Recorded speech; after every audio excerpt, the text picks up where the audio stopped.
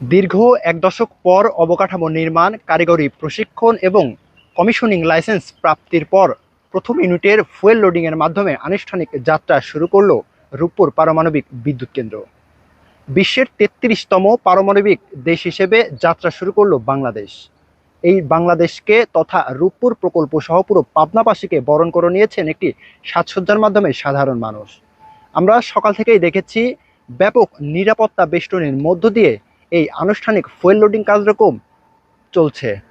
আমরা যদি একটু দেখানোর চেষ্টা করি যে রূপপুর প্রকল্পের যে চুল্লি পাত্র রয়েছে, এই চুল্লি পাত্রে কিন্তু ঠিক বিকেল ৩টা ২০ মিনিটে কিন্তু আনুষ্ঠানিকতার মধ্য দিয়ে কিন্তু এই যে ফুয়েল বা জ্বালানি কিন্তু হস্তান্তর করা হয়েছে এবং এর মাধ্যমেই কিন্তু আগামী ৩০ থেকে ৪৫ দিন পর এখানে বিদ্যুৎ উৎপাদন সম্ভব হবে প্রায় ৩০০ মেগাওয়াট এবং যেটি জাতীয় গ্রিডে যুক্ত হবে এবং এই বিদ্যুৎ থেকেই সূচনা শুরু হবে বিদ্যুৎ উৎপাদনের, যেটি বাংলাদেশে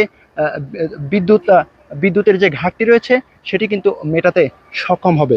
একটু জানিয়ে রাখি যে আজকে রূপপুর প্রকল্পের যে জ্বালানি লোডিং কার্যক্রম রয়েছে এটি মূলত ডাক ও টেলিযোগাযোগ, আইসিটি এবং বিজ্ঞান ও প্রযুক্তি মন্ত্রণালয়ের যিনি মন্ত্রী রয়েছেন তিনি কিন্তু সভাপতিত্ব করছেন এবং সেখানে কিন্তু প্রধান অতিথি হিসেবে যিনি বক্তব্য দিয়েছেন রোসাটমের মহাপরিচালক অ্যালেক্সি লিকাচেভ এবং আমন্ত্রিত অতিথিদের আগো এই যে যাত্রা রূপপুর প্রকল্পের যে ফুয়েল লোডিংয়ের যাত্রা, এখানে কিন্তু তারা স্বাগত বক্তব্য দিয়েছেন এবং বক্তব্যের মাধ্যমে কিন্তু আমন্ত্রিত অতিথি এবং যারা প্রকল্প সংশ্লিষ্ট কর্মকর্তা রয়েছেন তাদের হাত দিয়ে কিন্তু এই জ্বালানি হস্তান্তর করা হয়েছে।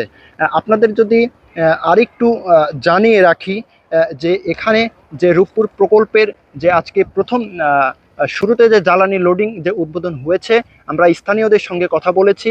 স্থানীয়রা যারা যেমনটি আমাদের জানিয়েছেন যে এই যে রূপপুর প্রকল্পের যে জ্বালানি কার্যক্রম আজকে শুরু হলো, এটিতে তাদের জীবনমান উন্নয়নে যেমন সহায়ক হবে, পাশাপাশি স্থানীয় বিদ্যুৎ এবং তথা বাংলাদেশের পুরো বিদ্যুতের যে ঘাটতি রয়েছে সেটি কিন্তু কিছুটা হলেও এই ঘাটতি মেটাতে কিন্তু সক্ষম হবে। শুধু তাই নয়, পুরো প্রকল্প ও এলাকাতে স্থাপনের মধ্য দিয়ে কিন্তু এখানে কয়েক হাজার রুশ নাগরিক কিন্তু বসতি গড়ে উঠেছে। আপনাদের যদি আরেকটু বলি যে রূপপুর প্রকল্পের পার্শ্ববর্তী এলাকা যেটি নতুন হাট ছিল সেটি এখন গ্রিন সিটিতে রূপান্তরিত হয়েছে। শুরুতেই কিন্তু এই প্রকল্প এলাকাটি একটি প্রায় চরাঞ্চলই বলা যায়, যেখানে এত বড় একটি মেগা প্রকল্প গড়ে উঠেছে। সেই মেগা প্রকল্পের কিন্তু আজকে কিন্তু প্রথম ইউনিটের জ্বালানি লোডিংয়ের মধ্য দিয়ে কিন্তু আনুষ্ঠানিক যাত্রা শুরু হলো।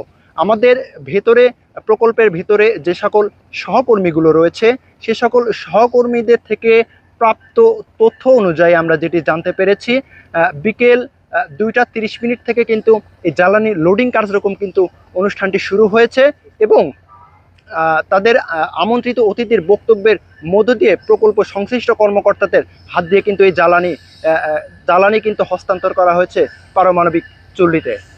মাহবুবুর রহমান মিঠুন, প্রতিদিনের বাংলাদেশ, ঈশ্বরদী।